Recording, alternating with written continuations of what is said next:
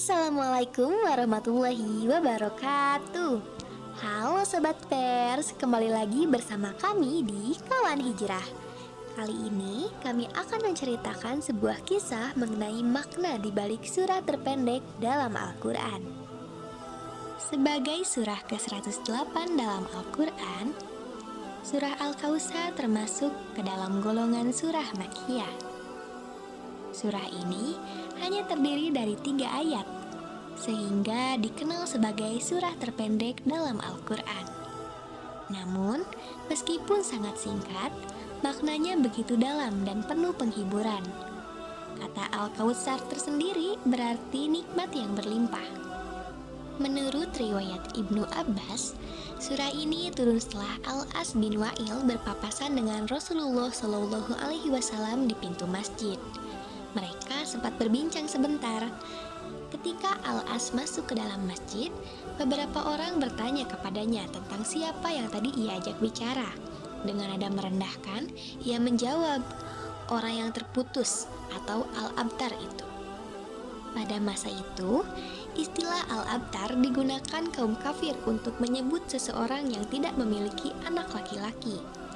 Saat itu, Rasulullah baru saja kehilangan putra beliau, Abdullah, yang dalam riwayat lain disebut Al-Qasim.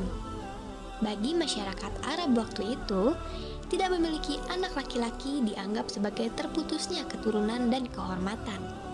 Tidak lama kemudian, Allah menurunkan firman-Nya dalam surah Al-Kautsar ayat ketiga, yang artinya, sesungguhnya orang-orang yang membenci kamu, dialah yang terputus. Ayat ini menjadi jawaban langsung atas hinaan tersebut. Bukan Rasulullah yang terputus, melainkan orang-orang yang membenci beliaulah yang sesungguhnya terputus dari rahmat dan kemuliaan. Dalam kitab Asbabun Nuzul karya Imam As-Suyuti disebutkan pula riwayat yang lain. Ketika putra Rasulullah yaitu Ibrahim wafat, orang-orang Quraisy kembali mengejek dan mengatakan bahwa Muhammad telah terputus keturunannya.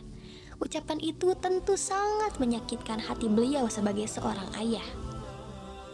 Namun, Allah menurunkan ayat pertama surah Al-Kautsar yang artinya, sesungguhnya kami telah memberikan kepadamu nikmat yang banyak. Ayat ini bukan hanya sekedar penghibur, tetapi juga penegasan bahwa Allah telah memberikan kepada Rasulullah nikmat yang jauh lebih besar dan abadi. Kemuliaan beliau tidak akan pernah terputus. Justru, nama dan ajaran beliau terus hidup, diucapkan dalam azan, sholawat, dan doa hingga hari ini. Dari surah yang sangat singkat ini, kita bisa belajar bahwa hinaan manusia tidak pernah bisa mengalahkan kemuliaan yang Allah berikan.